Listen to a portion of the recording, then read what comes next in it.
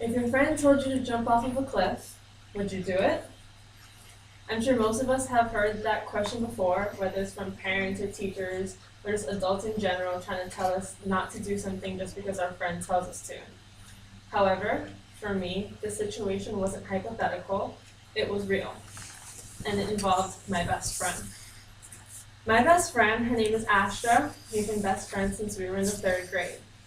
We're practically the same person as anyone who knows the both of us would say. I know everything about her, she knows everything about me. She's probably the closest person I have in my life. But she tends to make some pretty interesting decisions when it comes to her confidence. She tends to think that she can do things a little more than she actually can. So, this brings me to my story about the day that basically changed my life. Every year, me and my best friends would go North Shore on the last day of summer. This was the summer going into freshman year, so we were talking about all the things we were excited for, like football games, the new cafeteria, and of course, older boys. But Astra, she decided that today she wanted to do a backflip somewhere because for the past 2 weeks she's been flipping off of her bed, and all of a sudden she was an Olympic gymnast. And she was like, guys, you gotta get a video of me doing a backflip at one of the beaches. It's gonna be great, da da da da da. And we're like, okay, yeah, we'll do it. Yeah, sure. So about an hour goes by, and we're getting into the North Shore. We're passing by all the famous surf breaks. We go past Ehukai, Pipeline, Keikis, Gas Chambers, and then we hit Waimea. Some background for those of you who aren't familiar with Waimea: it's an incredibly prestigious surf spot on Oahu because it's home of the Eddie Aikau Surf Contest, which is only held in the winter when the waves are breaking between 30 and 50 feet, so only the best of the best can handle it. But it was summer, so we thought we were in the clear. It's flat. We'll be fine. What we would come to find out is that just because the waves aren't breaking doesn't mean the shore break isn't breaking. There's still a swell that comes onto shore with a little bit of gusto. If you don't time things right, it'll pull you in. Waimea is also home to another monster, the Rock. The Rock is about a 25 to 30 feet volcanic rock about a fourth of a football field away from the shore. All the local kids jump off, they do flips, they do all kinds of stuff, but they always tell the tourists, stay away from the rock. Don't jump off if you don't know what you're doing.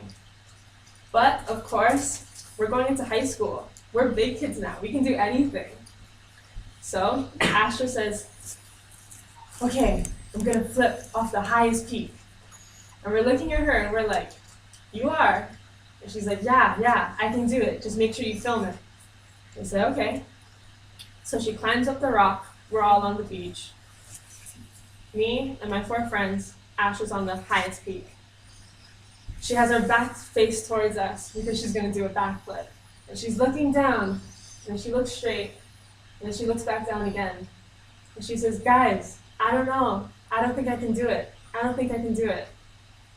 And my 4 friends yell up at her and say, yeah, don't do it. It's too risky. Like, just jump. Don't do a flip. But that's not what I said. I looked up at her and I said, if you don't flip, I'm going to tell everyone you're a wuss. Don't you dare flip. Just jump. You better flip. You better do it. And she's looking down at me. She's like, no, it's too much. And I just looked up at her, and for the last time, I said, better do it. So she does it. She hits the 90, the 180, the 270, the 360, but then she keeps going. And she didn't time it right. A set starts coming in. She overflipped head first into the water. Her body submerges and then comes back up to the surface, but she isn't moving. My friends all start talking amongst each other. They're kind of freaking out. They're like, hey, is she okay? What's going on? Why isn't she moving? I look at them and I'm like, no, she's playing. She's totally messing with us. Like, she's fine. Stop freaking out. Then her hair starts to come up to the water as if a painting of Medusa. But I'm still convinced that she's just messing with us. Then from her hair, the water starts turning red. My knees sink into the sand. I know she isn't playing anymore.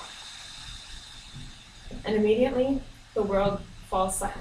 I can't hear a thing. The whole beach is freaking out. Everyone's running around.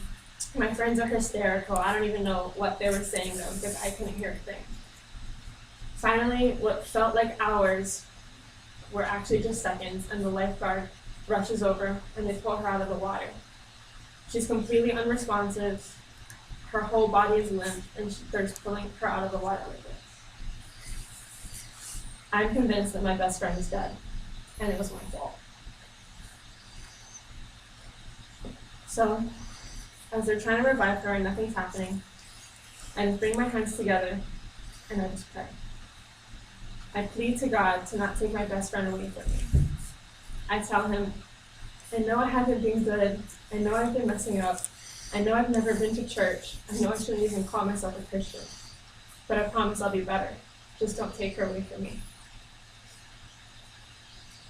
And then finally, one of my friends shakes me and says, look, she's choking, something's wrong. And I look up to the sky and I say, thank God. She's like, what do you mean, thank God? She's choking. And I look up at my friend and said, no, stupid, that means she's breathing. She's not gonna die. So, in this experience, I learned a lot. Obviously, I learned jumping off of cliffs just because your friend tells you to isn't a good idea. But I also learned the power of God. See, before this, I wasn't necessarily the best Christian, so to speak. I didn't really do anything that I should call myself a Christian for. But from this experience, I learned God's will. I learned that as long as my faith stays strong, He'll always take care of me.